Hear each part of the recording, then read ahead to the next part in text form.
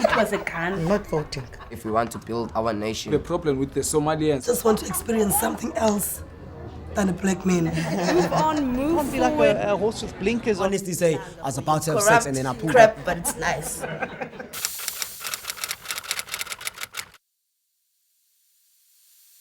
Hi guys, my name is Lishay Carlson. I am an editor and facilitator for Street Talk TV, and I'm from Cape Town, 22 years of age. I'm Stacey Lee Jacobs. I am from Uppington in the Northern Cape, and I'm currently doing my master's, my first year in psychology, research psychology. Well, I'm Siviwe Mkolodela. I'm a Stellenbosch University graduate, and I'm currently the founder of a freelance marketplace called jobsfromzansi.com. I am Tando Makinga. I'm a Stellenbosch University graduate, but I'm currently finishing my postgraduate LB at the University of Pretoria, and I'm 23. Hi, I'm Ethan. I'm 26 years of age. I am an NMU graduate with a BSc in microbiology and biochemistry, and I'm from Queenstown. Why do you guys think our country struggles with the problem of unemployed graduates? Because as we all know, like our generation is the most educated, but we have the least opportunities. So why do you think that our country struggles with that, this whole thing of unemployed graduates?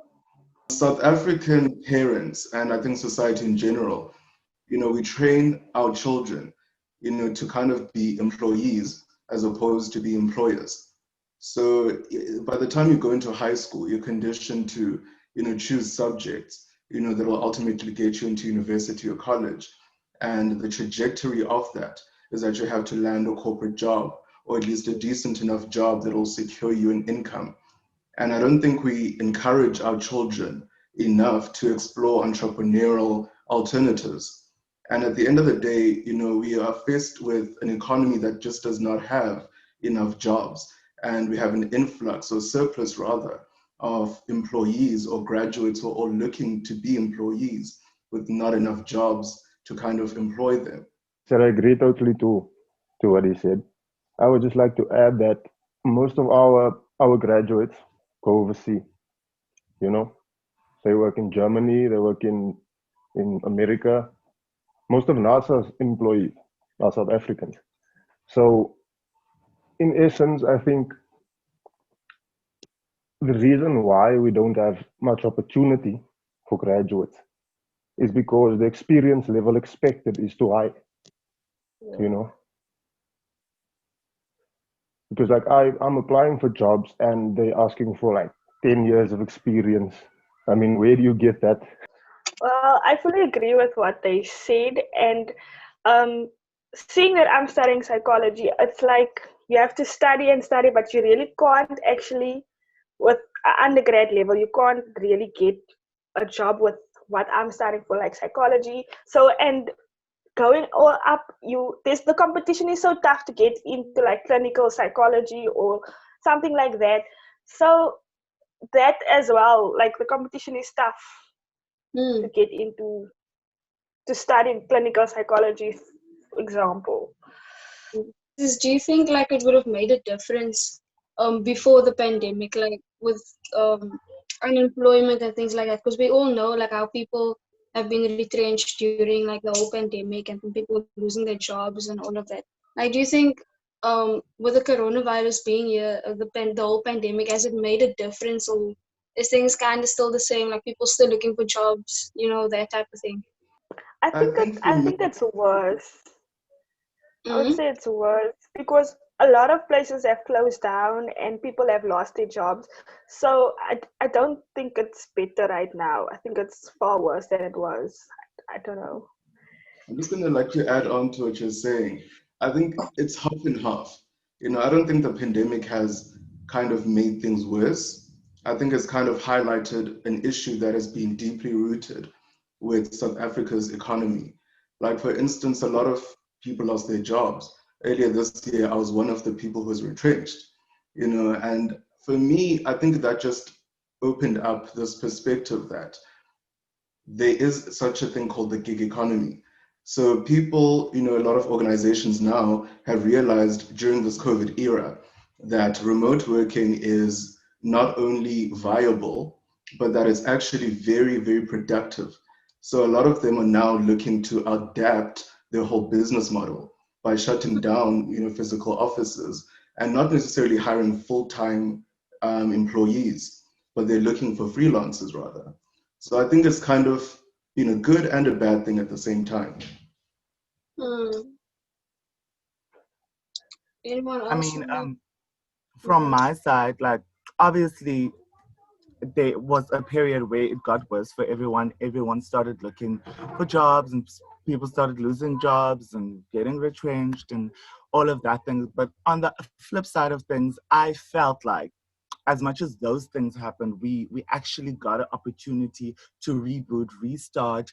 As Usivira said about like the remote working, like getting other ways how we can maneuver into the sphere of jobs and work, and just rethinking that whole entire situation of employment and getting like it's actually it creates like a very flexible type of spectrum of working and getting money and getting jobs and whatnot.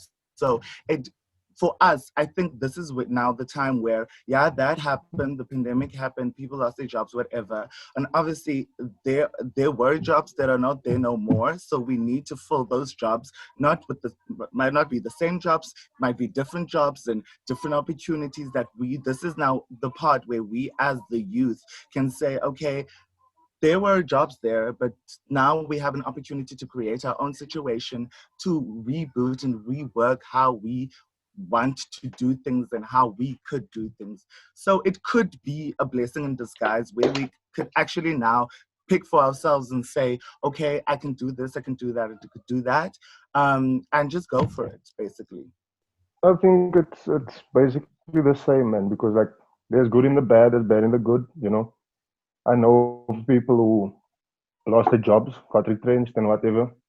But I also know people that actually got work now, like in the health sector, in the science sector, they got jobs. So yeah, it's basically the good and the bad. And for me, I would rather be unemployed knowing that at least I have 2 degrees that I can always rely on, as opposed to the alternative.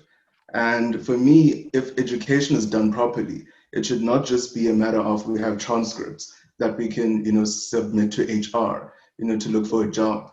If education is done or applied properly, it should actually train you into being a creative, critical thinker, to kind of explore new alternative ways to adapt to situations like COVID-19. So either way, it can never be a waste for me. I think it's not a waste of time, I would say, but I would say it's a, how can I put this now? Okay, I'll use myself as an example. I now have a shitload of debt that I need to pay because of studies. You know what I mean? So the student loan stuff, NSFAS and all that.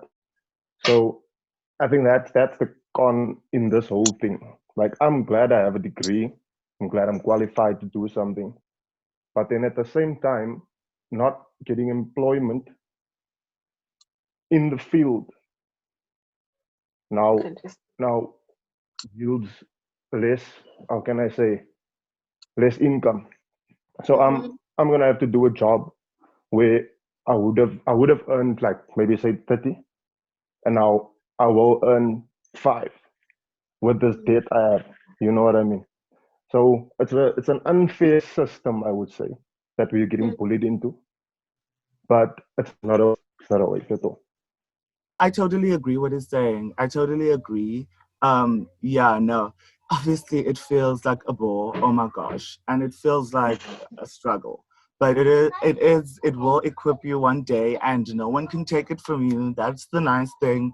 And it will always be there, always equipping you, and you could always refer back to it and just know that you have the available skills. So for me as well, I don't want to be unemployed, but if I am, I'd rather have like something that I can fall back on and say, at least I have those and something might come out but where I could use those.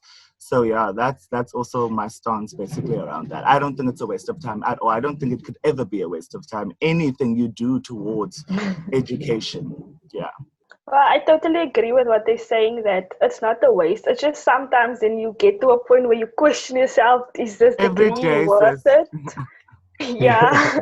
But I totally agree. It's worth it to have the degree, but finding jobs in your specific field, like Ethan just said, like it's hard. Then you have to settle for something else sometimes. But the degree helps sometimes. Well, listening to my next question, do you guys feel like the graduates in South Africa aren't taken seriously? I think, millennials or my generation, we get flack for being entitled. I think a lot of them, when we go into corporate, via entry level positions, they feel as though we lack the experience that they have, but then we somehow believe that we know better than the more matured in the experience. And by us voicing, being articulate about what we want and what we believe we are worth, we are then entitled to things that we have not worked hard for. So I think a lot of us are crucified for that, and not taken seriously as a result. I don't know. I sort of have like a question. Do you think like society also puts pressure on us in terms of just because we are qualified, whatever, graduates and so on, do they put pressure on us to have all of the answers, have all of the solutions? Then at the same time, when we do speak up, do say things, and do like just show that we are actually we do have the solutions for the problems, and then they are sort of like judging us or discriminating against us, thinking we think we know everything, and we are those people, when we actually just trying to do what they say we should do and what we know we should do, but we will still get crucified for doing it anyways. So I just think and obviously it comes with a lot of backlash, a lot of positives, a lot of negatives. So I don't know. For me, I don't know. Would you guys leave South Africa if you could? If you could. Yes, please. I Any would. day. Why? Why? What's your reason for it? I know there could be a lot, but Yeah. Opportunity wise, Basically, yes, think experience. So, yeah, experience and opportunities, like you said, Ethan. See, would you leave South Yeah. Africa? Me, now yes and no. Yes and no. you would Yes, come back.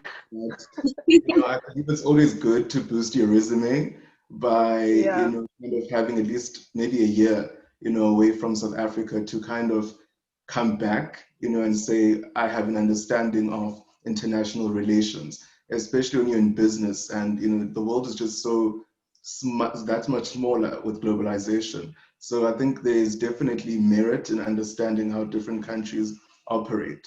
But no, at the same time, because South Africa is always going to be home. So even if I Yeah. am going to go to maybe Australia or America, it's to get what I need to get, to boost up my resume, but apply it to where home is. I think I would also just agree with Usav, maybe. I wouldn't fully Yeah. move out. I would just go get some experience. Sometimes you just never know, guys. People just leave and never come back, hey? Yeah. I don't think I'm planning to leave and then leave. I would just probably just go get experience for a couple of years, just see how other places work and so on, and then I will probably come back because your home is home.